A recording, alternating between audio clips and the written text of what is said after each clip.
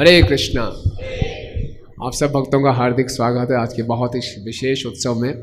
और मैं धन्यवाद देना चाहूँगा मधुमंगल प्रभु का कि उन्होंने जो मौका दिया आज के इस विशेष दिन में एक सेवा करने का। और क्षमा चाहूँगा कि मैं थोड़ा लेट हो गया, थोड़ा नहीं काफ़ी लेट हो गया। एक काफ़ी ट्रैफिक मिला बीच में। दिल्ली से गुड़गांव तो बहुत जल्दी एंटर कर गए, लेकिन गुड़गांव में प्रवेश करते ही बहुत ट्रैफिक था। तो आज बहुत से उत्सव हैं। व्यास पूर्णिमा है और हमारे आचार्य सनातन गोस्वामी जी का तिरोभाव दिवस है। आज से चतुर्मास प्रारंभ हो रहा है और एक और उत्सव आ गया, चंद्र ग्रहण उत्सव भी। तो भक्तों को तो मौका चाहिए उत्सव मनाने का। श्रील प्रभुपाद जी भागवतम के 30वें स्कंद में उत्सव का मतलब बताते हैं कि अपनी खुशी को जाहिर करने का तरीका है ना, एक्सप्रेसिंग हैप्पीनेस, प्लेजर। उत्सव है जब भक्त लोग मिलके अपने प्रसन्नता को, अपने सुख को जाहिर करते हैं, तो वो उत्सव है।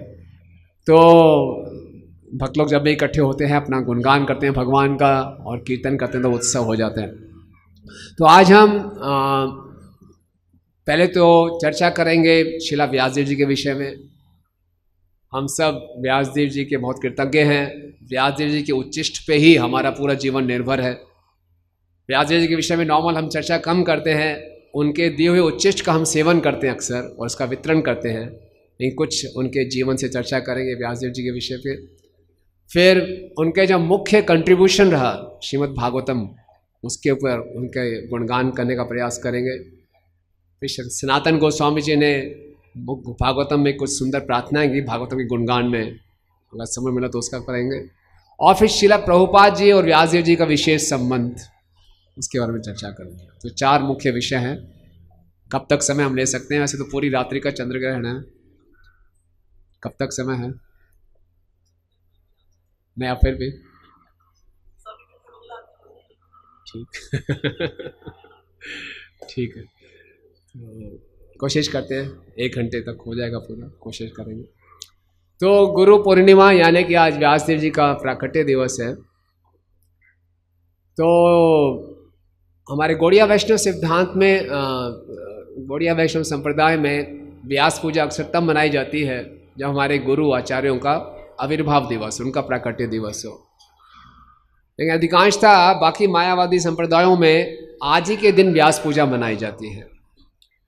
और जितने भी वैदिक शास्त्रों का प्रचार करने वाले हैं, चाहे वो निराकारवादी हैं या साकारवादी हैं, वैष्णव हैं या शिवाइट्स हैं, सब के सब व्यासदेव जी को अपने गुरु मानते हैं और सब व्यास जी के ही प्रतिनिधि हैं। तो व्यासदेव जी के अलग अलग हम आज चर्चा करेंगे किस प्रकार से उन्होंने अलग अलग रोल निभाए। सबसे पहले जो उनका मुख्य रोल है, जैसे कि वो एक साहित्यिक अवतार हैं भगवान के, लिटरेरी इनकारनेशन। और व्यासदेव जी प्रकट होते हैं हर एक द्वापर युग में।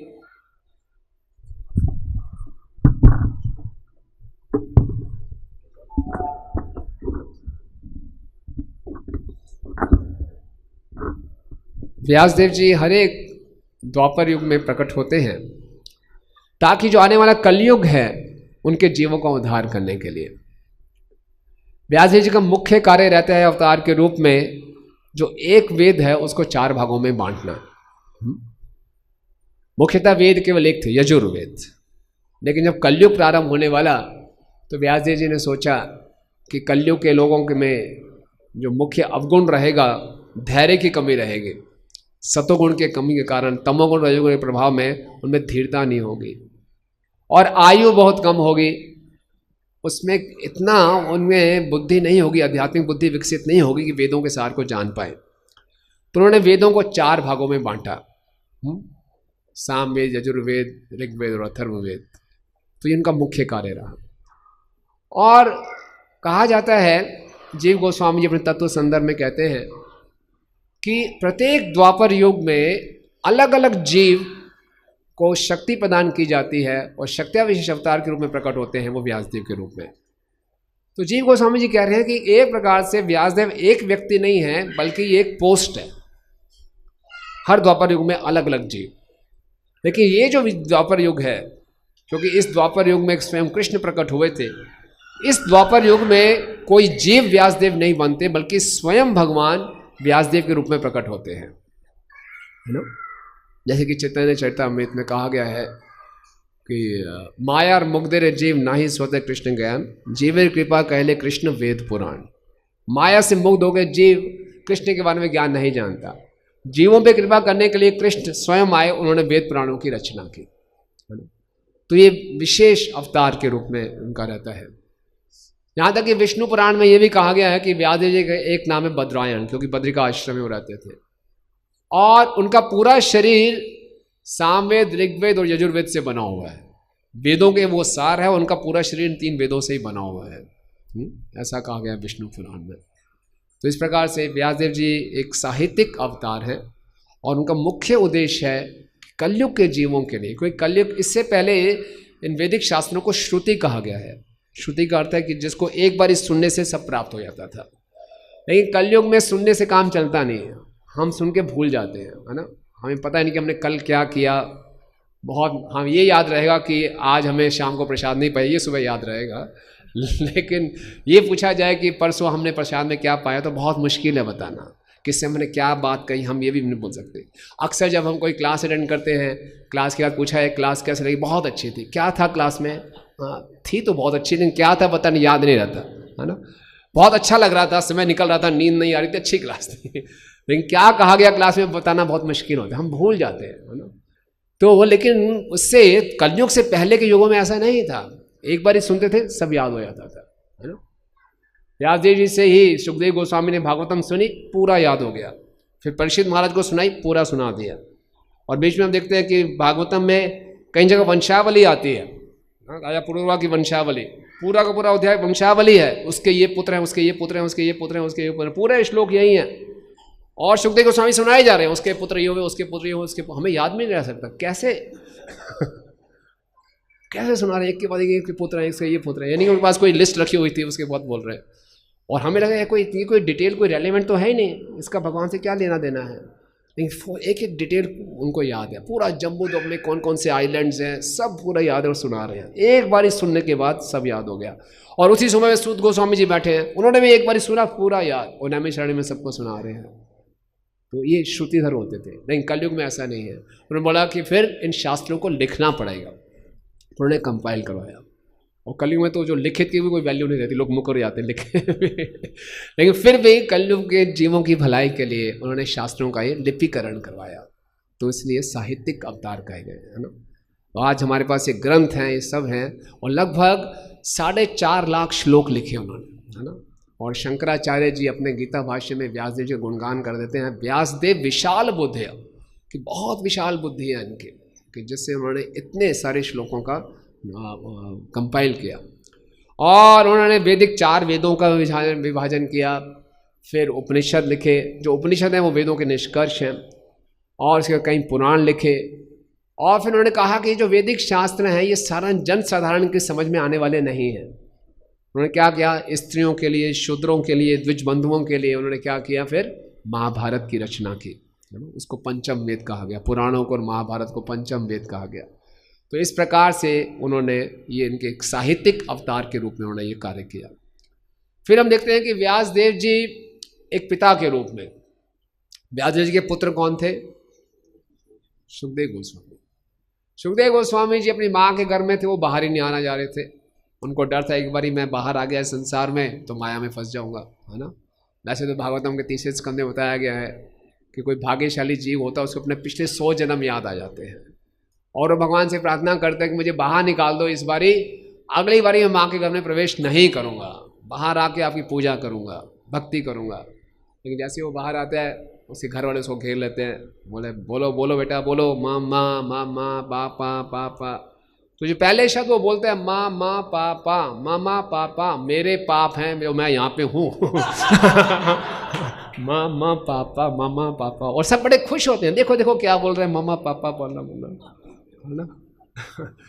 और जब भक्तों के घर में बच्चे होते हैं ना तो और बड़े होते हैं, वो बेचारा कुछ भी बोल रहा माँ पापा, तो माँ कहेगी देखो प्रभु जी प्रभुपाद कह रहा है, प्रभुपाद कह रहा है तो उनको खुश करने के लिए हमें बोलते हैं हाँ प्रभुपाद ही कह रहे हैं, प्रभुपाद ही कह रहे हैं ना, तो अच्छा भाव है।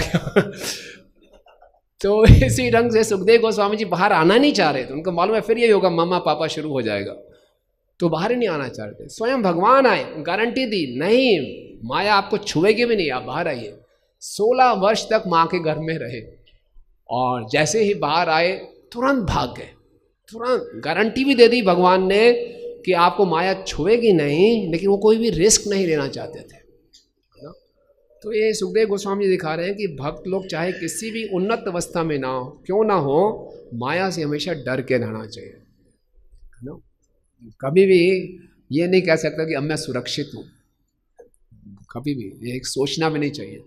तो सुखदेव गोस्वामी को भगवान ने एश्योरेंस दिया कुछ नहीं होगा, आप बाहर तो आइए, लेकिन उन्होंने रिस्क नहीं लिया, भागे एकदम, बिल्कुल भागे, देखना भी नहीं है, नग्न अवस्था में थे, बिल्कुल भाग पड़े। और व्यास देव जी आप सोचिए 16 वर्ष प्रतीक्षा करने के बाद पुत्र बाहर निकला और भाग गया एकदम जंगल में। व्यास देव जी पीछे पीछे भाग रहे हैं, अरे पुत्र रुको रुको रुको, वो जंगल में चले गए। और इतना सुनसान था कि जंगल बस पेड़ों से वो आवाज़ गूंज के वापस आ रही थी और रास्ते में कुछ स्त्रियां स्नान कर रही थी। और व्यास ये सुखदेव गोस्वामी नग्न अवस्था में, वो स्त्रियां भी नग्न होकर नदियों में स्नान कर रही थी, लेकिन उनको कुछ फर्क नहीं पड़ा। लेकिन जब व्यासदेव जी पीछे भागते भागते आए, उन्होंने देखा कि व्यासदेव जी उन्होंने अपने शरीर को ढकना शुरू कर दिया। तो व्यासदेव ने पूछा ऐसा क्या, मैं वृद्ध व्यक्ति हूँ, ये 16 वर्ष का नव युवक नग्न अवस्था में जा रहा था, उसको देखकर आपने कुछ नहीं किया, मेरे को देखकर आपने शरीर को ढक रहे हैं। बोले क्यों, क्योंकि आपकी आंखों में हमें लगा कि आप पुरुष और स्त्री के बीच में भेद करते हैं, लेकिन आपके पुत्र में ये भेद की हमें दृष्टि नज़र नहीं आई। तो जब वो निकल गए सुखदेव गोस्वामी, तो व्यास जी ने क्या सोचा पिता के रूप में, बोला इस पुत्र का उद्धार कैसे करूं मैं। तो अपने शिष्यों को बोला आप जंगल में गया है तो आप जंगल में जाके भागवतम का उच्चारण कीजिए, है ना। सुखदेव गोस्वामी जन्म से ही आत्मा राम थे, मुक्त अवस्था में थे। तो क्या हुआ, ब्रह्मभूत अवस्था में थे, लेकिन उनको कोई आकर्षण नहीं था इस संसार से। लेकिन व्यासदेव जी के शिष्यों ने श्रीमद् भागवतम का उच्चारण शुरू किया, विशेषकर उन श्लोकों का जिसमें भगवान की कृपा और भगवान की सुंदरता जाहिर होती है ना। अहो बकीयम स्तन कालकूटम जिंघासयापयात साधवी अपि लेभे गतिम दात्री उचितां त अन्यात् कम्बा दयालुम शरणम व्रजेमा। है ना, वो कर रहे थे कि भगवान कितने दयालु हैं। जो पूतना थी बकासुर की बहन, अपने स्तन पे कालकूट जहर लगाकर आई भगवान को मारने के लिए, ईर्ष्या से भरी हुई, लेकिन भगवान ने क्या किया, उसको धात्री का स्तर दे दिया, अपनी माँ का स्तर दे दिया। कम्मा दयालुम शरणम व्रजे में, इससे दयालु और कौन होगा जिसकी मैं शरण में जा सकता हूँ। सुखदेव गोस्वामी ने सुना ये श्लोक, फिर आगे गए तो कोई भगवान की सुंदरता का वर्णन कर रहा है। वरहा पीड़म नटवर वपु कर्ण्यो कर्णिकारा विभ्रावसम कर्णक कपिशम मालाम च वैजंतीम च मालाम, कि भगवान है जिन्होंने मोर का पंख लगाया हुआ है और नटवर हैं, जितने भी नाचने वालों में सर्वश्रेष्ठ हैं। कर्ण्यो कर्णिकार, कानों में एक सुंदर नीला सा कमल का फूल लगाया हुआ है ना। विवृत वासा कनक कपिश, और एक सुंदर सा पितामह डाला हुआ है जो सोने की तरह चमक रहा है। वैजंतीम च माला, और वैजंती माला डाली हुई है। रंध्राण वेणु मधुर सुधा अपनयात गोप वृंदे, और अपने अधरों पर वेणु को लगाकर वेणु बजा रहे हैं। और क्या है, वृंदावरण्यम स्वपदम रमणम प्रविशत गोप वृंद गीत कीर्तई, और वृंदावन में प्रवेश कर रहे हैं और वृंदावन को अपने चरणों के निशानों से और सुंदर बना रहे हैं, और गोप वृंदों के साथ उनका गुणगान करते हुए वो वृंदावन में प्रवेश कर रहे हैं। तो ऐसे भगवान की सुंदरता, भगवान की जो करुणा को सुना, तो जो सुखदेव गोस्वामी जी आत्मा राम थे वो भी भगवान के सुंदर रूप से आकर्षित हो गए।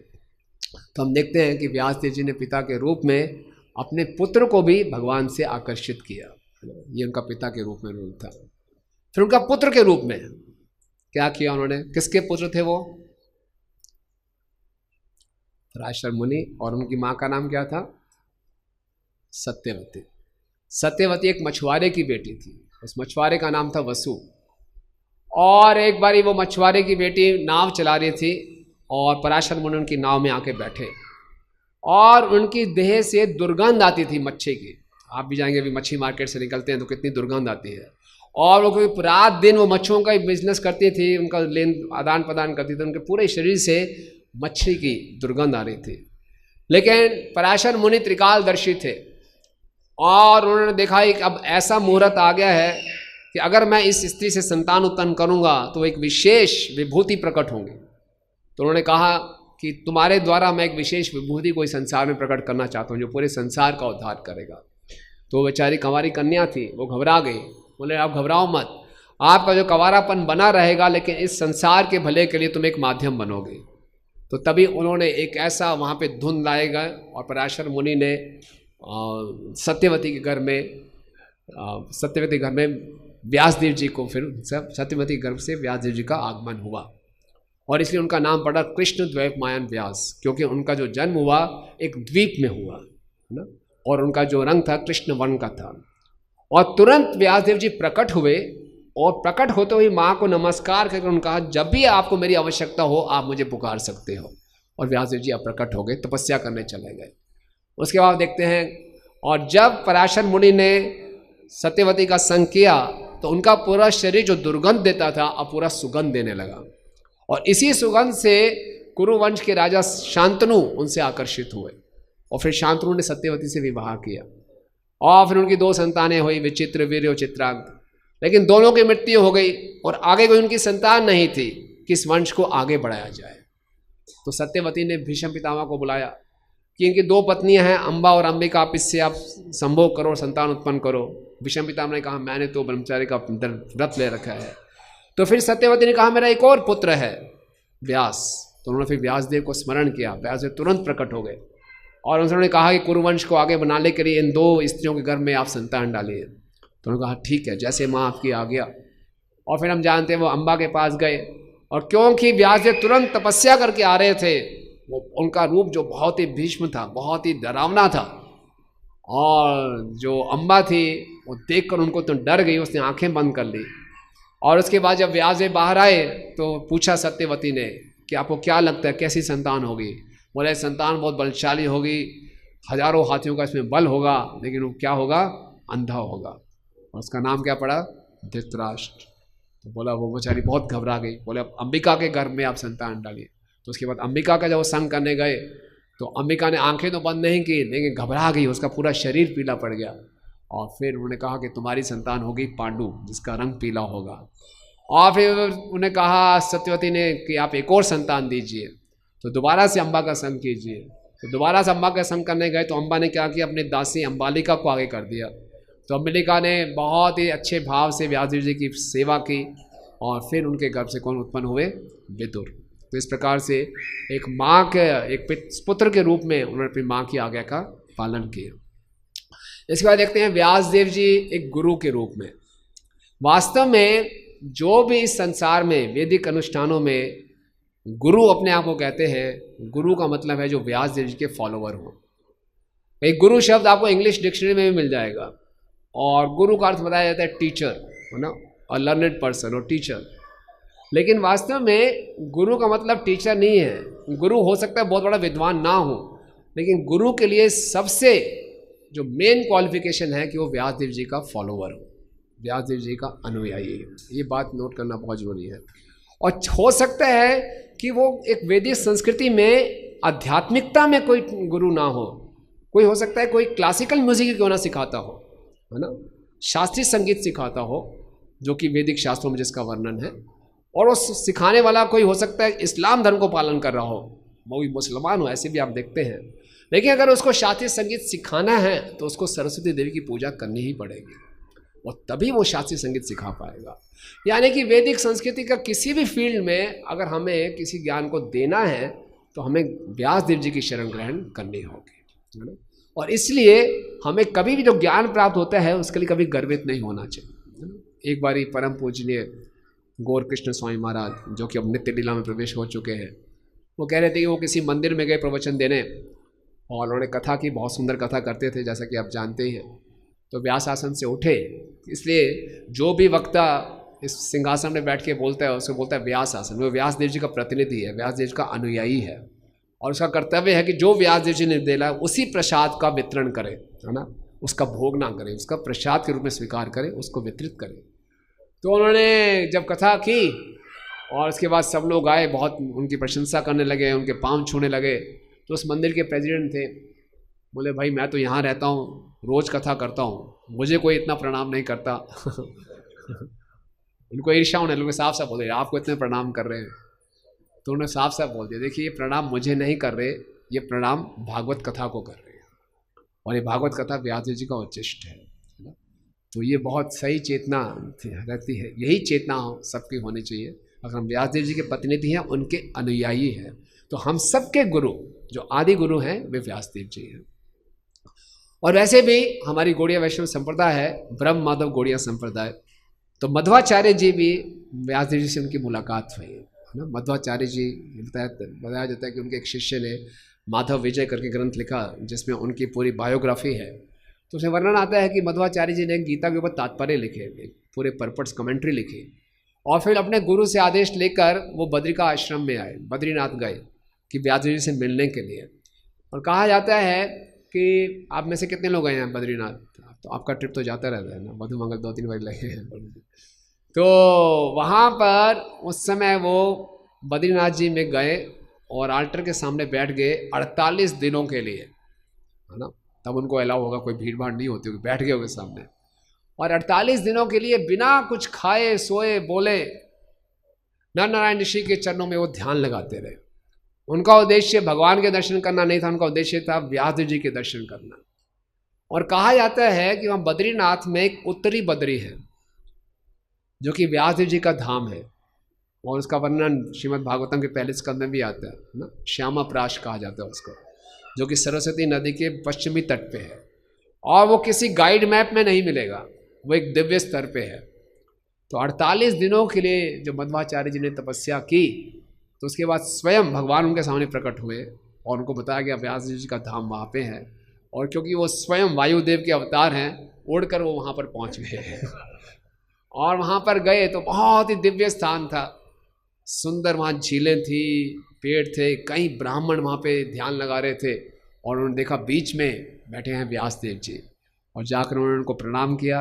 व्यास जी ने उनको उठाया, उनका आलिंगन किया, और फिर व्यास जी ने अपने शिष्य मध्वाचार्य के साथ रामायण, महाभारत और पुराणों की चर्चा की, और फिर मध्वाचार्य जी ने अपनी पूरी गीता की कमेंट्री उनको सुनाई, और व्यास देव जी ने उसको अप्रूव किया।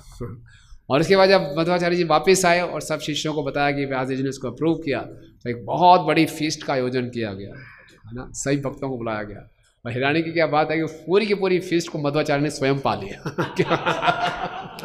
क्योंकि वो भीमदेव जी के अवतार हैं। तो ये उनका एज ए गुरु, ये अपने शिष्यों के साथ उनका विशेष प्रेम, और हम सब व्यास जी के शिष्य हैं क्या एज ए गुरु। तो हमने चर्चा की एज ए शक्ति विशेष अवतार, as a father, as a son, as a guru, और फिर finally as a disciple, as a shishya. तो देखते हैं कि व्यास देव जी ने चारों वेदों की रचना कर ली, उपनिषदों की रचना कर ली, पुराणों की रचना कर ली, महाभारत की रचना कर ली।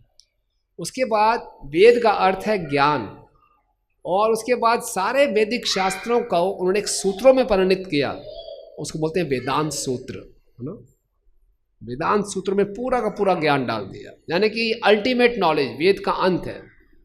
इतना सब करने के बाद भी व्यास देव जी संतुष्ट नहीं थे, कुछ उनको खोखलापन लग रहा था, और बहुत निराश थे कि मैं क्या करूं, सब कुछ किया, और ये सब कुछ किया उन्होंने जन साधारण की भलाई के लिए, अपनी कोई अचीवमेंट्स के लिए नहीं कि मैं कुछ करके दिखाऊं, जन साधारण की भलाई के लिए भी किया, फिर भी संतुष्टि नहीं हो रही।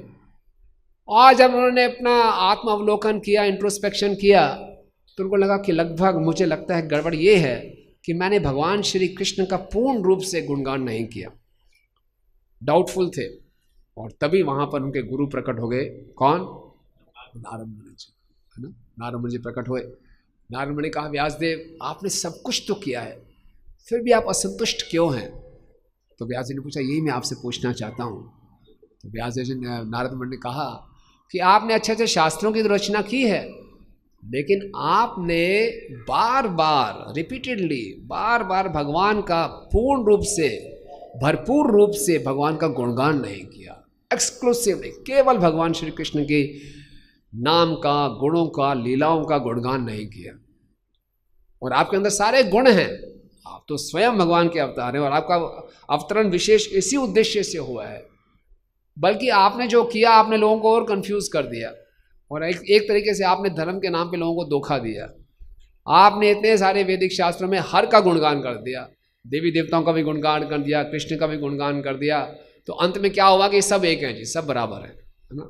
अक्सर गौड़िया वैष्णव हमें प्रभुपाद की शरण में आने से पहले सबका यही तो कंसेप्ट था कि सब एक है जी, है ना। आप कोई भी पुराण उठा लेंगे उसमें भगवान कृष्ण का भी गुणगान मिल जाएगा, शिव जी का भी गुणगान है, गणेश जी का भी गुणगान है, तो सब एक ही है। अब पद्म पुराण में शिव जी का भी गुणगान है, कृष्ण का भी गुणगान है ना। नाम हरि नाम का भी गुणगान है ना। नाम चिंता मणि कृष्ण चैतन्य रस विग्रह, ये पद्म पुराण का ही श्लोक है। तो आपने केवल कृष्ण के शुद्ध भक्ति का गुणगान नहीं किया। तो व्यास देव जी ने इस पर मनन किया कि हाँ ये मुझसे त्रुटि हुई है, और फिर उन्होंने कहा कि आप बैठिए, भगवान के नाम का मनन कीजिए और उसका लिपिकरण कीजिए, भागवतम पुराण लिखिए। तो उसके बाद उन्होंने जब मनन किया तो उनको भगवान के दर्शन हुए और भगवान के उनको बहिरंगा शक्ति के भी दर्शन हुए। और उन्होंने ये भी देखा इस बहिरंगा शक्ति के प्रभाव में कैसे सारे के सारे जीव मोहित हो रहे हैं, और भगवान की इस बहिरंगा शक्ति से मोहित होने के कारण किस प्रकार से वो तरह तरह के दुख पा रहे हैं, जिन दुखों का इस जीवात्मा से कुछ लेना देना नहीं है ना। हम लोगों के ऊपर जो ये दुख आ रहे हैं, हमारा इससे कुछ भी लेना देना नहीं है। तो उन्होंने कहा अनर्थो उपशमम साक्षात भक्ति योग अधोक्षजे लोकस्य अजानत विद्वान चक्र सात्वत संहिता। अनर्थो उपशमम साक्षात, ये जो अनर्थ है ये कैसे शांत होंगे? साक्षात भक्ति योग अधोक्षजे, अधोक्षज की भक्ति योग से ये सारे के सारे अनर्थ जो हमारे दुख हैं, जो कि सुपरफ्लुअस है, हमसे इसका कुछ लेना देना नहीं है, इससे हमें निवारण मिल जाएगा। लेकिन क्या है, लोकस्य अजानता, लोग इसको बारे में जानते नहीं हैं।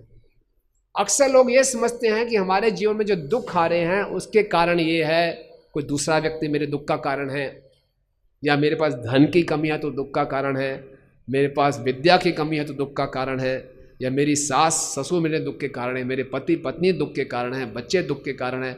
हम लोगों के पास कई बहाने हैं देखने के लिए मेरे दुख का कारण क्या है, लेकिन दुख का कारण क्या है कि हम भगवान की भक्ति में नहीं लगे हुए हैं ना। कृष्ण भूलिया जीव अनादिर बहि मुखे अतएव माया तरदरे संसार दुखे। सब दुखों का मूल कारण क्या है कि जीव भगवान को भूल गया है। तो लोकस्य अजानता, लोग इसको नहीं जानते हैं, इसलिए क्या किया, विद्वान चक्रे सात्वत संहिता, विद्वान यानी कि व्यास देव जी ने क्या किया, सात्वत संहिता इसका निर्माण किया, यानी कि भगवान के गुणों का गुणगान किया।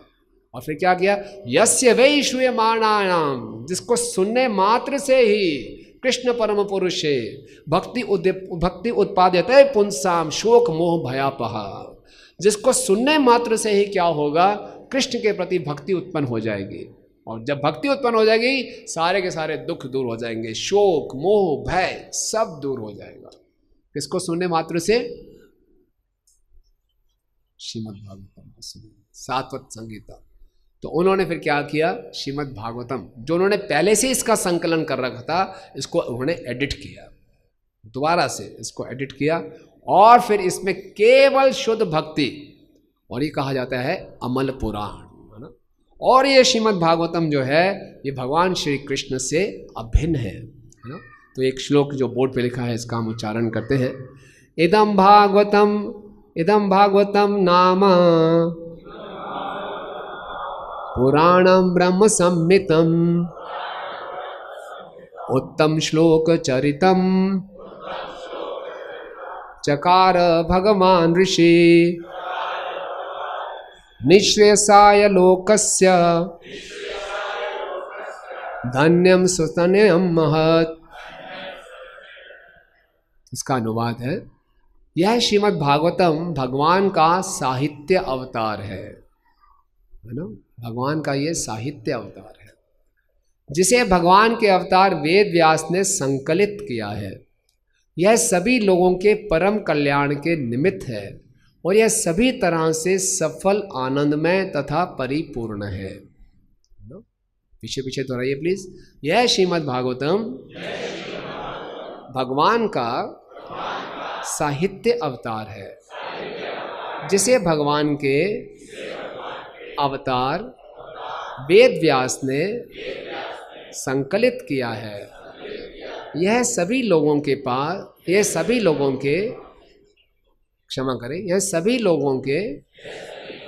परम कल्याण के निमित्त है और यह सभी तरह से सफल, आनंदमय तथा परिपूर्ण है। तो प्रभुपाद जी कह रहे हैं, अगर हम ध्यान पूर्वक भागवतम का पठन या श्रवण करेंगे तो भागवतम के प्रत्येक पेज पे हम कृष्ण का साक्षात्कार कर सकते हैं, इतनी शक्ति है। और इसके तात्पर्य में प्रभुपाद लिख रहे हैं, भागवत के अध्ययन से वह सारे लाभ प्राप्त हो सकते हैं जो भगवान की साक्षात उपस्थिति से होते हैं। यानी कि हम भागवत का अध्ययन करेंगे तो हमें वही लाभ प्राप्त होंगे जो भगवान की साक्षात उपस्थिति से। यह भगवान श्री कृष्ण के उन समस्त आशीर्वादों को प्रदान करने वाला है जो भगवान के साक्षात संपर्क से मिल सकते हैं। कोई कहेगा नहीं जी, वो बात तो अलग ही होगी, जब भगवान श्री कृष्ण यहाँ पर होंगे वो बात तो अलग होगी ना प्रभु जी। भगवान यहाँ पर होंगे और भगवान अपने कर कमल मेरे सर पे रखेंगे, आशीर्वाद देंगे, वो बात कहाँ होगी भागवत के अध्ययन से। तो भगवत कह रहे हैं नहीं, वो सारे आशीर्वाद जो भगवान की व्यक्तिगत उपस्थिति से प्राप्त होंगे, वो सारे के सारे आशीर्वाद हमें भागवतम के अध्ययन से प्राप्त हो सकते हैं अगर हम भागवतम का ध्यानपूर्वक अध्ययन करें। भागवत भगवान का साहित्यिक अवतार है, भगवान से अभिन्न है। बताया गया है कि इस युग में भगवान 4 रूप में प्रकट होते हैं, तुलसी के रूप में, गंगा के रूप में, भक्त के रूप में और भागवतम के रूप में। और ये जो भागवतम है स्वयं व्यासदेव जी ने लिखा है और ये सारे के सारे वेदांत सूत्रों की स्वाभाविक तात्पर्य है, स्वाभाविक नेचुरल कमेंट्री है। इन वेदांत सूत्रों की पूरी व्याख्या श्रीमद् भागवतम में है। और वेदांत सूत्र क्या है? Ultimate knowledge. और अल्टीमेट नॉलेज जो सूत्रों में थी उसकी पूरी नेचुरल कमेंट्री है श्रीमद् भागवतम। और स्वयं व्यासदेव जी ने इसको लिखा और अपनी परिपक्व अवस्था में लिखा, और ये लिखने के बाद वो पूर्ण रूप से संतुष्ट हुए। तो इससे हम ये देख सकते हैं कि चाहे हम अपने जीवन में कितने ही अचीवमेंट्स क्यों ना कर लें अपने लिए, या फिर हम पूरे समाज के लिए कितना ही कार्य क्यों ना कर लें, जब तक हम शुद्ध भक्ति का प्रचार नहीं करेंगे तब तक हम संतुष्ट नहीं हो सकते। ये बहुत बड़ा लेसन है। इस संसार में अधिकांशतः लोग तो अपने लिए ही कार्य करते हैं, या ज़्यादा से ज़्यादा अपने परिवार के लिए या अपने आसपास के कुछ समाज के लोगों के लिए। व्यासदेव जी का ऐसा कोई दृष्टिकोण नहीं था। व्यासदेव जी तो पूरे मानव समाज, क्या हर जीव जंतु के उद्धार के लिए उन्होंने तरह तरह के ग्रंथों की रचना की, फिर भी वो संतुष्ट नहीं थे। और जैसे ही भागवतम की रचना की जिसमें भगवान श्री कृष्ण की शुद्ध भक्ति का गुणगान हो रहा है, तब वो संतुष्ट हुए। तो हम भी अपने जीवन में जब असंतुष्ट होते हैं, आप में से कितने लोगों को असंतुष्टि का सामना करना पड़ता है कभी कभी? काफी लोग नहीं, कोई बात नहीं, अच्छी बात है। जब भी हमारे जीवन में असंतुष्टि हो रही है तो उसका मतलब क्या है? हमें किसकी शरण लेनी चाहिए? श्रीमद् भागवतम की, भगवान श्री कृष्ण की। और हम देखें, हम भक्ति कर रहे हैं और भक्ति करते हुए भी हम संतुष्ट नहीं हैं, इसका मतलब हमारी भक्ति की विधि में कुछ गड़बड़ है ना। भगवान श्री कृष्ण का और गुणगान करें। हम प्रचार कर रहे हैं, प्रचार में संतुष्टि नहीं है। हम कीर्तन कर रहे हैं, कीर्तन में संतुष्टि नहीं है। इसका मतलब भगवान का गुणगान सही तरीके से हम नहीं कर रहे। कृष्ण का गुणगान ही हर समस्या का समाधान है ना। तो ये व्यासदेव जी ने, जो कि स्वयं भगवान के अवतार हैं, अपनी इस लीला से हमें सिखाया। तो वेदांत सूत्रों की नेचुरल कमेंट्री है श्रीमद् भागवतम।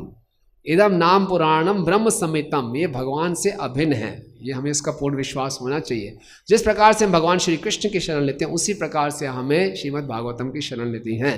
जिस प्रकार से भगवान हमारे साथ रेसिप्रोकेट करते हैं भक्तों के साथ, इसी प्रकार से हम भागवतम की शरण लेंगे तो भागवतम हमारे साथ आदान प्रदान करेगी।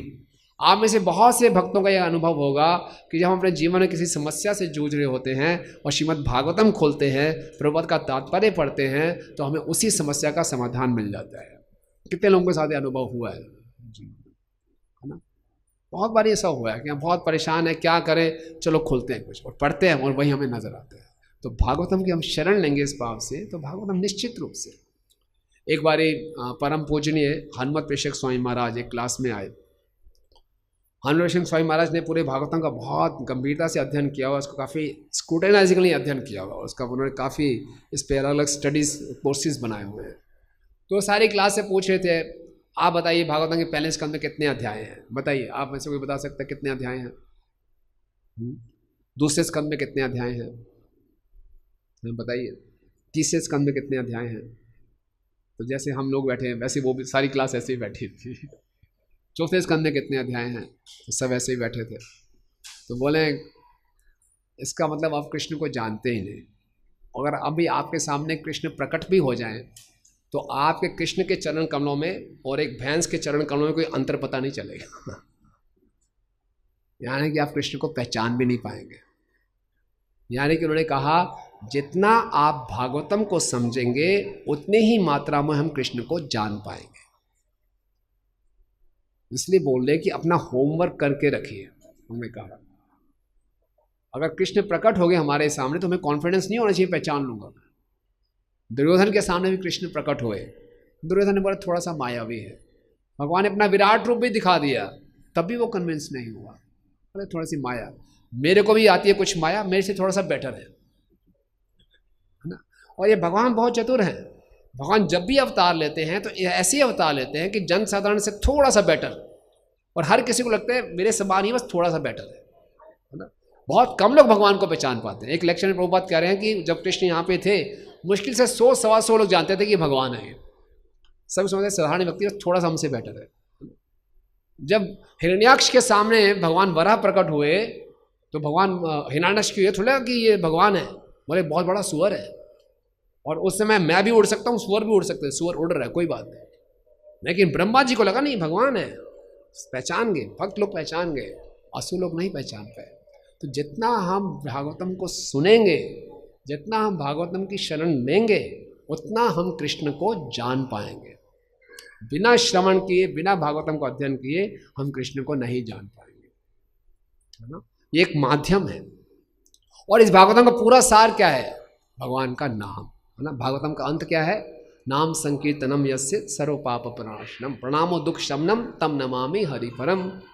भागवतम अंत कहाँ हो रही है? नाम संकीर्तन। और ये क्या गया है? इदम भागवतम नाम पुराणम। ये जो भागवतम नाम का ही पुराण है, इसके आदि में, इसके मध्य में, इसके अंत में हरि नाम की महिमा ही गाई गई है ना। आप कोई भी प्रसंग उठा लीजिए, हर अध्याय में आपको भगवान के नाम की महिमा मिलेगी। तो इस प्रकार से ये भागवतम पुराण है। और ये जो भागवतम है बिल्कुल अमल पुराण है, इसमें कोई भी कलमश नहीं है।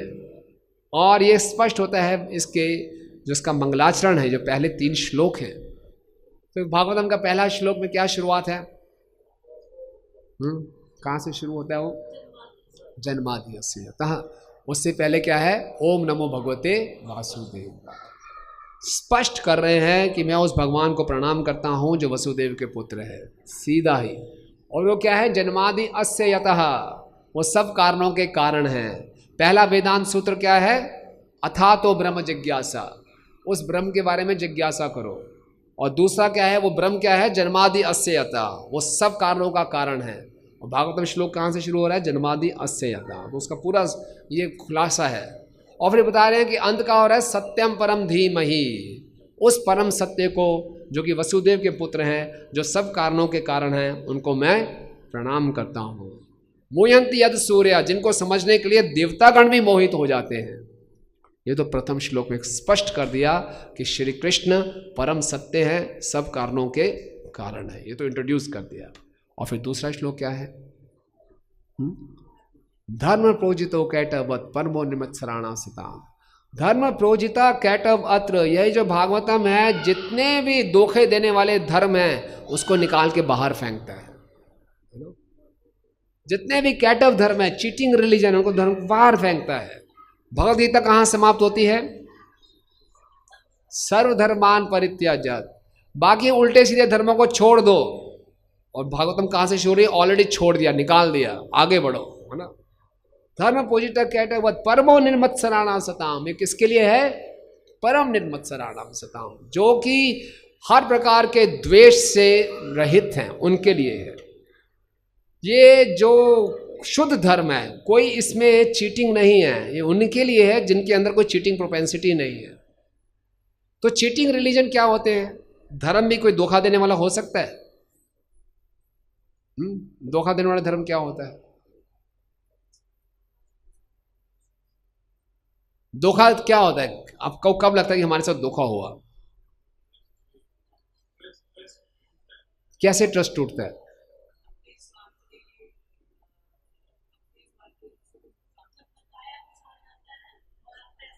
हाँ, प्रॉमिस कुछ और किया जाता है और दिया कुछ और जाता है ना। जैसे एक बारी ट्रेन में, बहुत गर्मी का जैसे मौसम है, बहुत ह्यूमस थी, खचाखच भरी हुई थी ट्रेन, तो एक व्यक्ति पंखे बेच रहा था। पंखे लीजिए, पंखे लीजिए, 10 रुपये के 4, 10 रुपये के 4 पंखे, 10 रुपये के 4।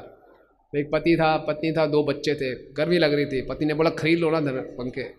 तो आदत होती है हर चीज़ में बार्गेनिंग करने की, भाई 10 के 4 बहुत महंगे हैं, 5 के 4 लगा। अरे नहीं दूंगा, भाई 5 के 4 लगा, ठीक है चलो 5 के 4 ले लिया। बड़े खुश हो गया, देखो 5 रुपये में 4 पंखे मिल गए, और क्या, पूरे परिवार में एक पंखा बांट दिया। और जैसे किया पंखा टूट गया। उसको बुलाए, धोखा दिया तुमने हमारे साथ, ये पंखा टूट गया। कैसे कैसे किया था पंखा? बोले ऐसे किया। बोले ऐसे है ही नहीं, कैसे करना? बोले ऐसे करके यूं करना था। बोले ये कौन सा पंखा है? बोले 5 रुपये में और क्या मिलेगा। है ना। तो प्रॉमिस क्या किया? तो इसमें क्या हुआ? धोखा देने वाले की भी गलती है और धोखा खाने वाले की भी गलती है। धोखा देने वाला प्रॉमिस कुछ कर रहा है लेकिन डिलीवर नहीं कर रहा, और जो धोखा खा रहा है वो अपने को ज्यादा चालाक समझ रहा है। वो सोच रहा है कम कीमत में ज्यादा मिल जाए मुझे। दोनों सोच रहे हैं एक दूसरे को धोखा दे रहे हैं। तो कभी चीटर एंड चीटेड, प्रभुपाद कहते हैं बोथ आर चीटर्स। जो चीटेड है वो भी धोखा देने का, वो सोच रहा है तो बड़ा सस्ते में काम हो जाएगा, मेरी लॉटरी निकल जाएगी, कम इन्वेस्टमेंट में ज़्यादा मिल जाएगा। तभी व्यक्ति को अपनी लालच से ही व्यक्ति धोखा खाता है कि नहीं? बिजनेस में कहीं भी हम देखते हैं कोई व्यक्ति नया ऑफर करता है, हम फंस जाते हैं उसमें, क्योंकि हम चाहते हैं हम जल्दी से अमीर बन जाएं, तो वैसे धोखा होता है। तो ये चीटिंग रिलीजन क्या है? क्योंकि हर व्यक्ति जो धर्म की शरण लेता है वो एक आनंद की खोज में है कि मुझे असली आनंद मिले, लेकिन जो चीटिंग रिलीजन है वो उसको टेम्परेरी आनंद देंगे। अंतवंतु फलम तेषाम तद्भवते अल्पमेधसाम, है ना। कुछ ऐसे फल देंगे जिसका अंत हो जाएगा, शाश्वत आनंद नहीं मिलेगा। तो ये चीटिंग रिलीजन है। क्या है चीटिंग रिलीजन? धर्म अर्थ काम मोक्ष। अक्सर लोग धर्म की शरण लेते हैं अर्थ कमाने के लिए, उस अर्थ से क्या करेंगे? काम, अपनी इच्छाओं को पूरा करेंगे, और जब उसे पूरे कुंठित हो जाएंगे तो मोक्ष की कामना करेंगे। ये सारे के सारे चीटिंग रिलीजन है। तो इसमें झाड़ू मार के बाहर निकाल दिया, इसकी बात ही मत करो, ये बात करनी नहीं है। और आपको असली धर्म मिलेगा अगर आप भी असली इंटेंशन के साथ आएंगे। आप भी कोई शॉर्टकट मारने नहीं आ रहे हो, द्वेष रहित होकर पूरी श्रद्धा के साथ आ रहे हैं तो मिलेगा। क्या मिलेगा? वैद्यम वास्तवम अत्र वस्तु शिवतम तापत्रय अनुमूलनम। वास्तविक वस्तु मिलेगी आपको, जो भागवतम वास्तविक वस्तु देगा। तो वास्तविक वस्तु क्या है? वो है प्रेम। प्रेमो पुमार्थो महान, ये असली प्रेम है। यानी कि भक्त और भगवान का संबंध, भक्ति। कैसे भक्ति? अहेतु की अप्रतिहता। भागवतम का पूरा जो वास्तविक यही वस्तु है। भागवतम के हर एक प्रसंग में आप देखेंगे भगवान का और भक्तों का गुणगान है, और दिखाया गया भागवतम में जहाँ भक्ति है वहाँ कुछ नहीं देखा जाएगा। आपकी क्या सामाजिक स्थिति है, क्या परिस्थिति है, समाज के दृष्टिकोण से ये ठीक है गलत है, इसका कुछ लेना देना नहीं है। वास्तविक वस्तु क्या है? भक्ति। भक्ति होनी चाहिए बस, है ना। इसलिए भागवतम एक ऐसा पुराण है जहाँ की भक्तों का गुणगान हुआ है। भागवतम एक ऐसा पुराण है जहाँ हम देखते हैं कि असुरों का गुणगान किया गया, देवताओं का नहीं। भागवतम एक ऐसा गुणगान है जहाँ बच्चा पिता को इंस्ट्रक्शन दे रहा है। भागवतम एक ऐसा पुराण है जिसमें पत्नियां पति से आगे हैं। क्या क्या उदाहरण है, जहाँ एक क्षत्रिय ब्राह्मण से आगे है। क्या देखा गया, हमेशा भक्ति देखी गई है। कैसे, जैसे कि वृतासुर का प्रसंग आता है। वृतासुर का प्रसंग वेदों में भी है और बाकी सब वेदों में इंद्र का गुणगान किया गया है। किसने क्या किया, महाअसुर वृतासुर का वध कर दिया गया। लेकिन भागवतम में कौन हीरो है, इंद्र की वृतासुर? देखने में वृतासुर क्या है, असुर है, और इंद्र क्या है, देवेंद्र है। लेकिन किसकी गुणगान किया गया है, वृतासुर का। वृतासुर का बहुत जघन्य रूप था, इंद्र दिखने में बहुत सुंदर है। तो भगवान ये नहीं देख रहे कौन सुंदर है क्या, भगवान क्या देख रहे हैं, क्वालिटी ऑफ हार्ट देख रहे हैं, उसके हृदय में देख रहे हैं कितनी सुंदर भक्ति है। तो असुर का गुणगान किया गया है। वामन देव बलि महाराज के पास गए, वामन देव जी ने छल किया, बलि महाराज का सब कुछ हर लिया। बलि महाराज असुर कुल के हैं। इस पूरे प्रसंग में हीरो कौन निकल के आया, बलि महाराज। भगवान तो उनके चौकीदार बन के रह गए और बलि महाराज हीरो, उनका गुणगान हुआ। क्या आत्मनिवेदनम है ना। प्रहलाद और नरसिंह देव, पूरे 7वें स्कंद में 10 अध्याय प्रहलाद महाराज के चरित्र के ऊपर, उसमें 7 अध्याय प्रहलाद के चरित्र के ऊपर है। नरसिंह भगवान का तो थोड़ा सा ही वर्णन है, स्वयं भगवान है, लेकिन इसके हीरो कौन है, प्रहलाद महाराज की नरसिंह देव, प्रहलाद महाराज, है ना। इसी में भागवतम दशम स्कंद में देखते हैं, ब्राह्मण पत्नियां और ब्राह्मण, भगवान आए, ब्राह्मणों ने वापस भेज दिया, नहीं देंगे खाने को उनके गोल ग्वाल वालों को। लेकिन जैसी पत्नियों को मालूम चला, भाग के गई, और बाद में वो ब्राह्मण क्या कह रहे हैं, धिक्कार है हमें, धिक्कार है हमारी सारी तपस्या, हमारे यज्ञिक अनुष्ठानों को। तो कौन आगे निकल गई, पत्नी आगे निकल गई। तो उसी हम देखते हैं अम्बरीश महाराज और दुर्वासा मुनि दुर्वासा मुनि महायोगी और अम्बरीश महाराज एक क्षत्रिय गृहस्थ आश्रम में, नहीं कौन आगे निकल गए, अम्बरीश महाराज। तो क्या देखा जा रहा है, भक्ति देखी जा रही है। वो भक्ति के है तो कोई भी सामाजिक परिस्थिति का कुछ लेना देना नहीं। ये वैद्यम वास्त्रम अत्र वस्तु, ये वास्तविक वस्तु है, शिवदम, और ये सबका भला करने वाली है। तापत्रय अनुमूलनम, 3 प्रकार के तापों से छुटकारा दिला देगी। तो कोई कह सकता है कि हम तो अभी द्वेष से रहित नहीं हैं, हमारे में तो कुछ चीटिंग प्रोपेंसिटी है, तो क्या भागवतम हमारे लिए नहीं है? तो आगे बता रहे हैं, श्रीमन महामुनि कृते, ये जो भागवतम है महामुनि द्वारा, स्वयं व्यासदेव जी द्वारा उनकी परिपक्व अवस्था में बनाई गई है। किम वा परेरीश्वरे, फिर किसी और शास्त्र की क्या आवश्यकता है। लेकिन हम साधकों का क्या होगा, जो भी अनर्थों से जूझ रहे हैं, तो उसके लिए बता रहे हैं कि उनके लिए भी ये मेडिसिन का काम करेगा। सद्यो हृदय अवरुद्ध अत्र, ये तुरंत भागवतम का श्रवण करने से भगवान को हम अपने हृदय में कैद कर सकते हैं। कृतिभी सुशुभित तत्क्षणात्, कि जो पुण्यवान हैं, जो सही ढंग से श्रवण कर रहे हैं, उसी क्षण कृष्ण को अपने हृदय में कैद कर सकते हैं भागवतम के श्रवण से। तो ये भागवतम अमल पुराण है।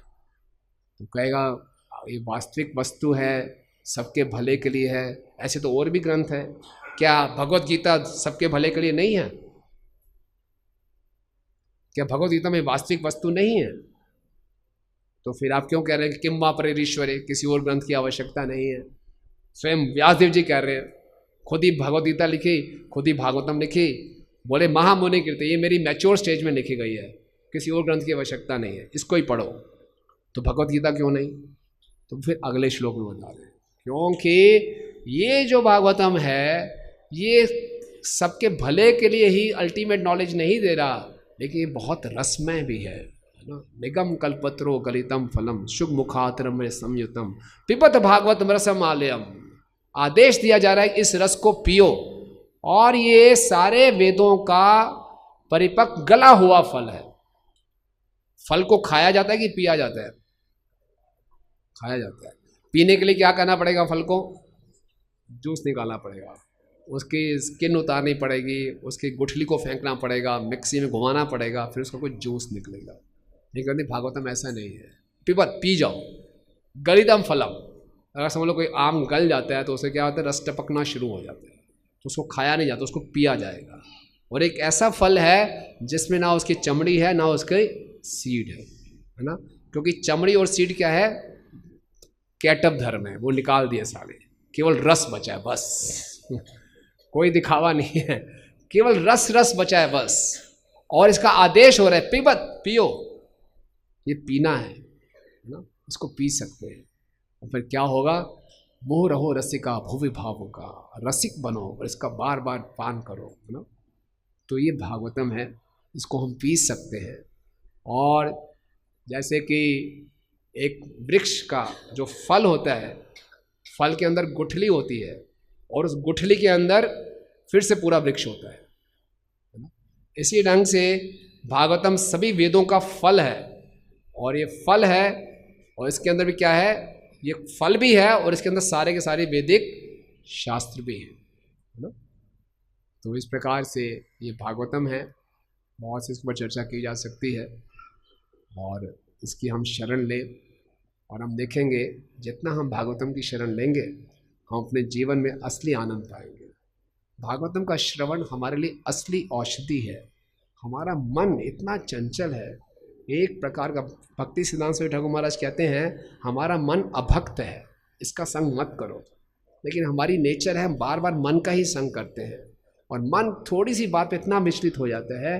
इस मन को संतुलित रखने के लिए, अपनी चेतना को सही रखने के लिए बहुत आवश्यक है नित्यम भागवत सेवया।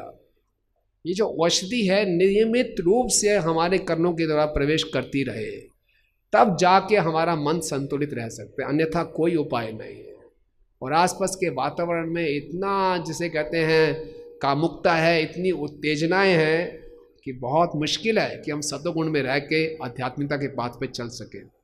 इसलिए नित्यम भागवत सेवया, प्रतिदिन भागवतम का अध्ययन और श्रवण बड़ी गंभीरता के साथ, पूरी शरणागति के साथ लेना बहुत आवश्यक है ना। एक बार श्रील प्रभुपाद जी जुहू में लेक्चर दे रहे थे और उनके सारे विदेशी शिष्य उनके सामने बैठे थे। प्रभुपाद लेक्चर दिए जा रहे थे, तभी वहाँ पर एक गुजराती भाई आए ना, इंडियन। और कई बार भारतीयों की ये होता है कि विदेशियों को देखकर मजाक उड़ाते हैं, है ना, और उनको लगता है विदेशी लोग भक्ति के लिए बने ही नहीं हैं।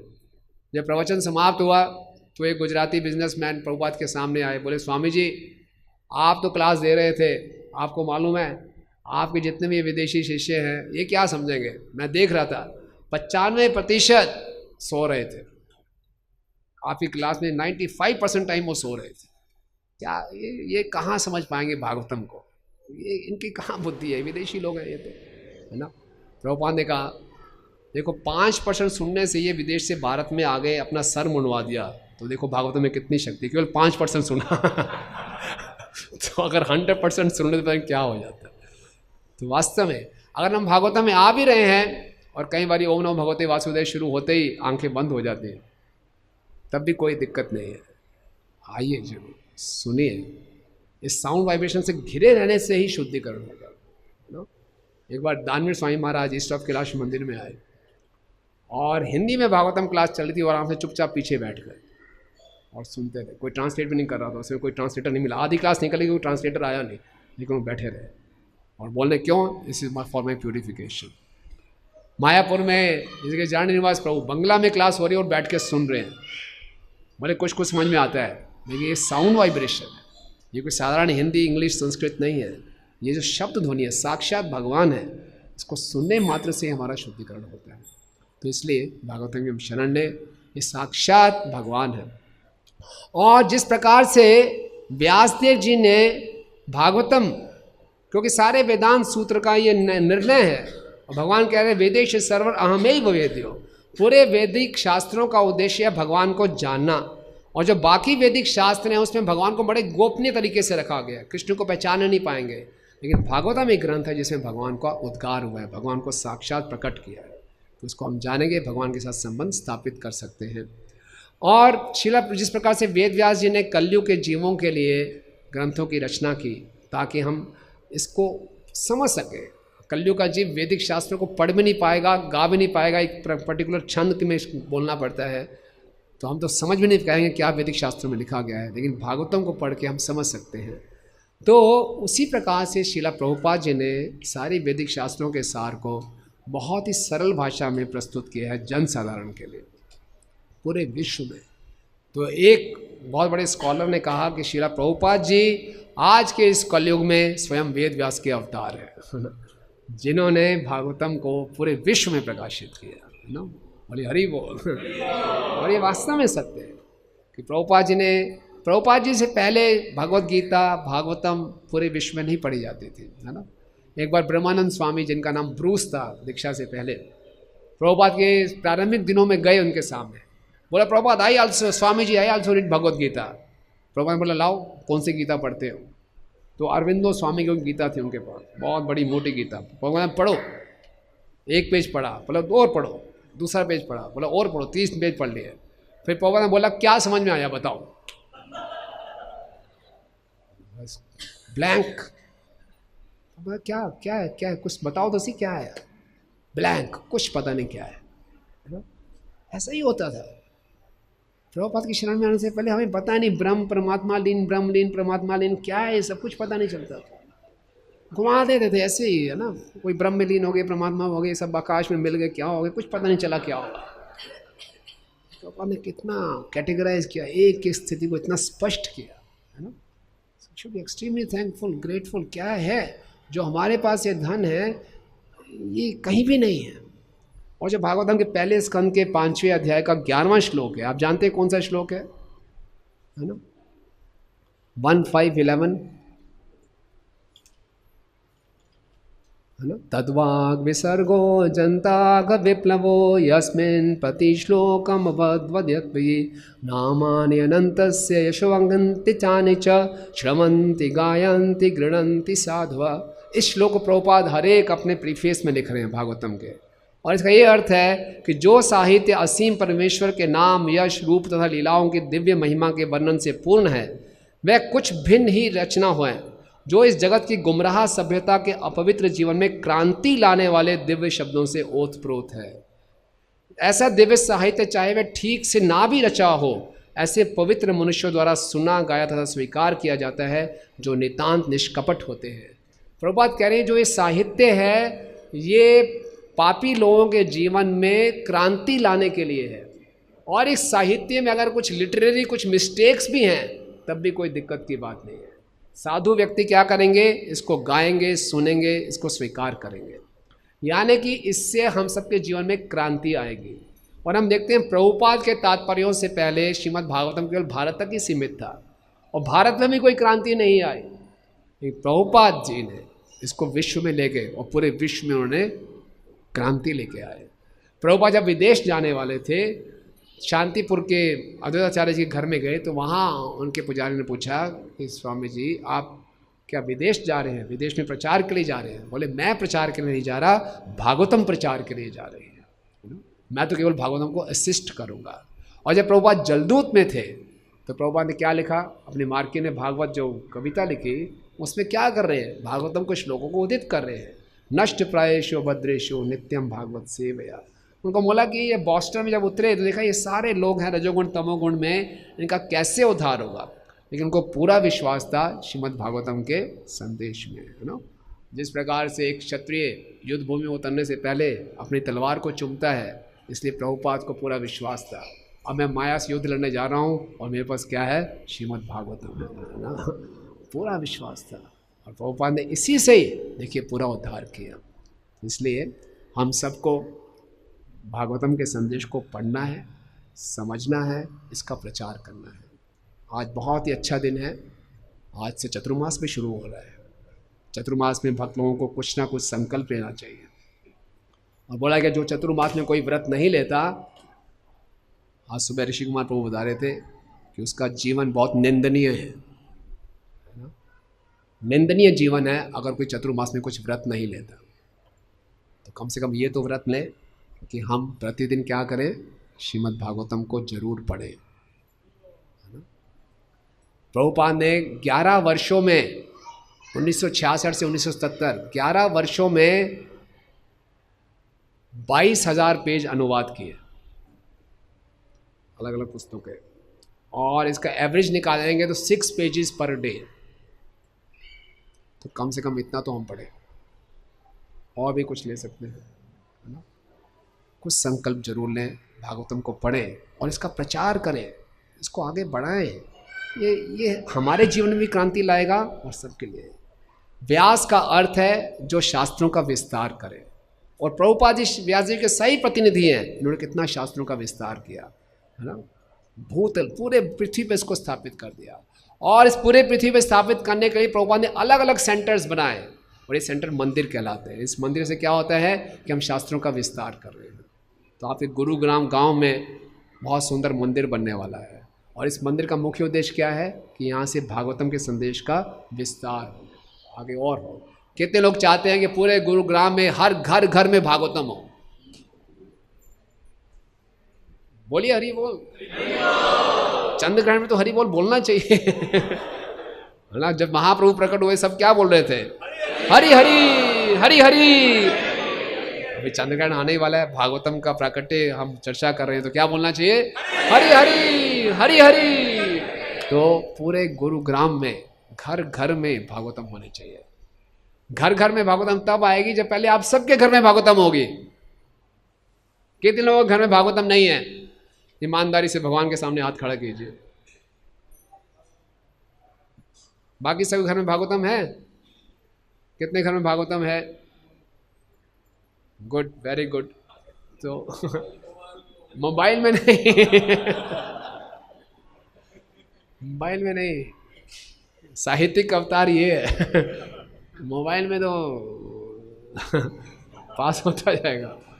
तो प्लीज़ रखिए। और आपके सामने एक बहुत सुंदर स्कीम रख रहे हैं, है ना। आप क्या कीजिए, यहाँ बताया गया है कि भागवतम साक्षात भगवान है। तो आप क्या कर सकते हैं, घर में हम अर्चुकले भी स्थापित करते हैं। आप चाहें तो घर में भागवतम को स्थापित कर सकते हैं। भागवतम और कृष्ण में कोई अंतर नहीं है। और मैं निवेदन करूंगा मधु मंगल जी के चरणों में कि मधु मंगल जी घर घर जाएं भागवतम के सेट के साथ, और जैसे भगवान के अर्चविग्रह स्थापित करते हैं वहाँ भागवतम को स्थापित करें। तैयार हैं आप लोग? ठीक है, भागवतम को स्थापित करेंगे ऑब्वियसली तो उसमें मधु मंगल जी पूरा उसका संस्कार होता है। भागवतम के में आरती करेंगे, भागवतम का पाठ करेंगे, इसका गुणगान करेंगे, और भागवतम को घर में रखेंगे, स्थापित करेंगे। ठीक है ना। सो कितने भक्त तैयार हैं इसके लिए? जितने घर में, जिनके घर में नहीं था और जिनके घर में है वो दोबारा करवा सकते हैं, और जो आपके घर में भागवतम है किसी और घर में स्थापित करवा सकते हैं, है ना। इस ढंग से भी हम कर सकते हैं। तो कृपया करके इसके महत्व को जानने का प्रयास करें। और बहुत कुछ कहा जा सकता है, लेकिन मैं यहाँ पे विराम दूंगा। मैं वैसे एक सनातन गोस्वामी जी की कुछ प्रार्थनाएं लाया था। आई डोंट थिंक टाइम है हमारे पास, सो मैं वैसे आपको देता हूँ, आप इसको पढ़िए, इस पर मनन कीजिए, तो बहुत अच्छा रहेगा। अभी हम क्या करेंगे बंधुओं को? ठीक है, हरे कृष्णा। ये आप प्रेयर्स आप ले सकते हैं। आप में से किसी कोई प्रश्न है या एनी क्वेश्चंस?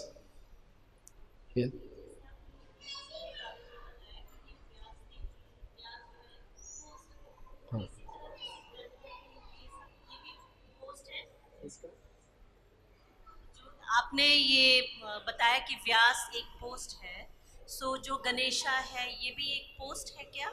नहीं, हाँ। गणेश जी पोस्ट नहीं है, ऐसे शिव जी के पुत्र हैं। और बाकी देवतागण पोस्ट है,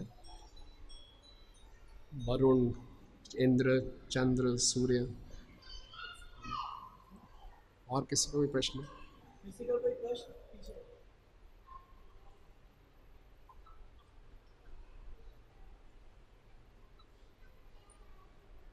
हरे कृष्णा प्रभु जी।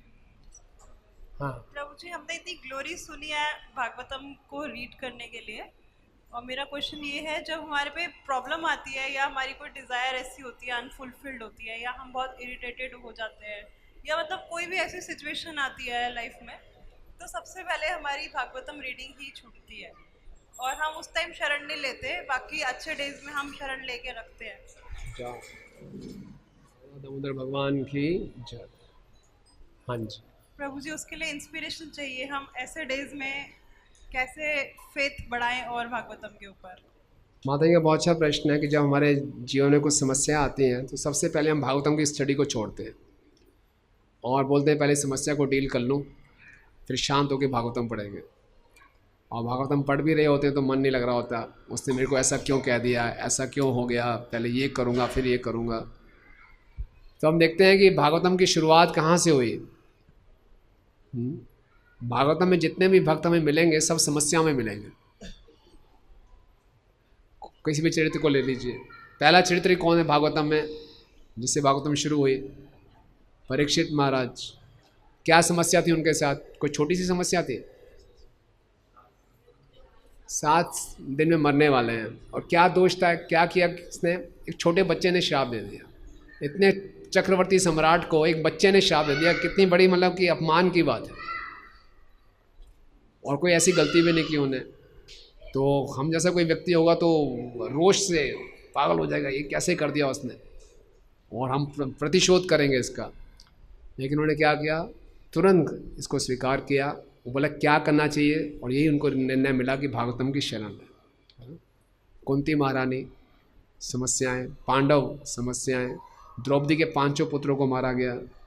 भागवतम का हर चरित्र आपको समस्या में नजर आएगा। प्रहलाद महाराज समस्या में, ध्रुव महाराज समस्या में, सबने क्या किया? भगवान की शरण में। तो भागवतम जो बुक है, इसे बुक ऑफ केस स्टडीज। हर प्रकार की समस्या इसमें है और हर प्रकार की समस्या का समाधान है। उसमें ये भी समस्या है कि पत्नी भक्त है, पति भक्त नहीं है, पति भक्त है, पत्नी भक्त नहीं है, बच्चे भक्त हैं, माता पिता भक्त नहीं है। हर प्रकार का जो केस स्टडी हो सकता है इसमें है। और इसमें देखा कि हर तरह की मुश्किल में भक्तों ने क्या किया? भगवान की शरण ली है।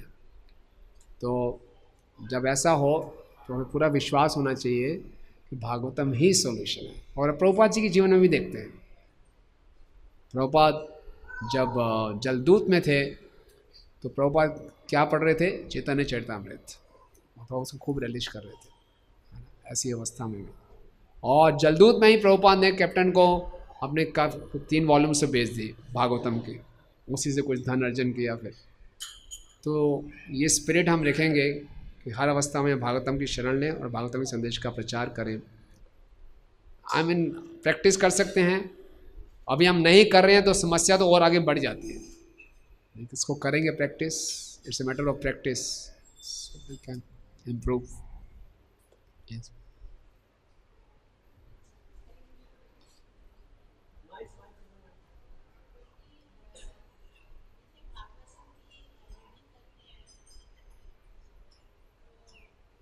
भागवतम की जब हम रीडिंग करते हैं तो मतलब भागवतम पढ़ रहे हैं, कई बार कुछ विषय ऐसे होते हैं जो बिल्कुल भी समझ में नहीं आते। और कभी कभी ऐसा, जैसे अब फर्स्ट कैंटो मतलब हो गया, सेकंड कैंटो पढ़ रहे हैं, तो कभी कभी ऐसा लगता है फर्स्ट कैंटो बिल्कुल माइंड से बिल्कुल ब्रेन वॉश हो गया, पता नहीं चला कि हमने क्या पढ़ा। तो मतलब पढ़ते पढ़ते भी ये लगता है कि पढ़ रहे हैं लेकिन समझ नहीं आ रहा और पीछे वाला सब भूलता जा रहा है। तो कैसे करें, मतलब उसको थोड़ा थोड़ा रिमाइंड रहे या उसमें और ज़्यादा इंटरेस्ट बढ़े, तो कैसे करें उसको? बहुत अच्छा आपने प्रश्न पूछा। और ये सबकी समस्या है। कितने लोगों के साथ ऐसा होता है? सबके साथ होता है ऐसा। तो काफ़ी इस पर चर्चा हुई भक्तों के साथ। तो अभी हमारे मंदिर में हरि लीला प्रभु आए थे मायापुर से, उन्होंने भक्ति वैभव में पढ़ा रहे थे। तो उन्होंने बताया कि चाहे आप कम पढ़ो कोई दिक्कत नहीं है, लेकिन इस ढंग से पढ़ो कि जब आप पुस्तक बंद करें तो आपके हृदय में कुछ परिवर्तन हो। तो कैसे पढ़ सकते हैं कि हम कुछ पढ़ रहे हैं तो कुछ नोट्स भी बना सकते हैं। नोट्स बनाने से बहुत हेल्प मिलती है। या फिर हम पढ़ते पढ़ते जो प्रभुपाद के तात्पर्य पढ़ते हैं तो तात्पर्यों में क्वेश्चन बना सकते हैं। पढ़ा ना आपने कुछ, तो बोले कि ये किस प्रश्न का उत्तर दे रहा है, खुद क्वेश्चन बनाइए, खुद आंसर। अच्छा, इसका ये इस प्रश्न का उत्तर है, आप समझ गए तात्पर्य में से। और कुछ उसके लिख लीजिए, कुछ चीज़ें आप, जो चीज़ आपको अच्छी लगी, कुछ भी लगा, उसको आप लिख लीजिए। एक रजिस्टर रख लीजिए अपने साथ, नोटबुक रख लीजिए, उसको लिखिए, है ना। उसको लिख के फिर क्या कर सकते हैं आप, अगले दिन किसी के साथ शेयर कर सकते हैं। आजकल तो व्हाट्सएप में लोग उल्टी सीधी चीज़ें भेजते हैं, तो आप ये भेज सकते हैं, किसी को फ़ोन पे बता सकते हैं। तो जब इसको हम शेयर करते हैं, हम रिपीट करते हैं, तो कुछ चांसेस बढ़ जाते हैं कि ये कुछ हृदय में रुकेगा। आप समझ रहे? तो नोट्स बनाइए, शेयर कीजिए, पर्पट्स को ऐसे पढ़िए जैसे किसी प्रश्न का उत्तर मिल रहा हो आपको, ऐसे इंटरेक्ट करके, तो चांसेस हैं कि स्मरण ज़्यादा रहे। और फिर जब भागवतम पढ़ना शुरू करें तो काफ़ी प्रार्थनाएं करें, और भागवतम जब समाप्त करें तो यही प्रार्थना करें कि जो मैंने पढ़ा है ये मेरे हृदय में टिका रहे। प्रार्थना करें और ध्यानपूर्वक पढ़ें तो कुछ लाभ होगा। प्रयास करते रहिए। और अगर समझ लो पिछला भूलते भी जा रहे हैं तो घबराइए मत, पढ़ते जाइए, दोबारा फिर पढ़ लेंगे, है ना। एक बच्चे को जब शुरू में टेबल सिखाई जाती है 2 × 2 4, 2 × 3 6, तो एक बार में याद हो जाती है? कितनी प्रैक्टिस करनी पड़ती है, उसके बाद उसको होता है। तो हम पहली बार ही पढ़ रहे हैं, तो बार बार पढ़ेंगे तो और याद हो जाएगा, है ना।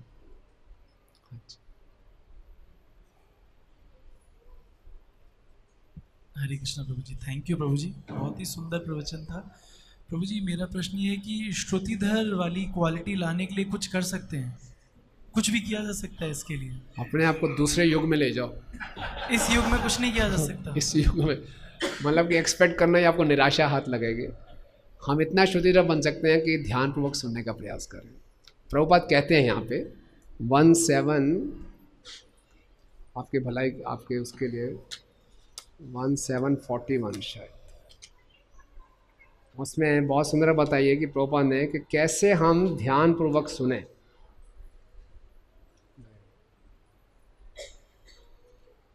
Sorry, 1340।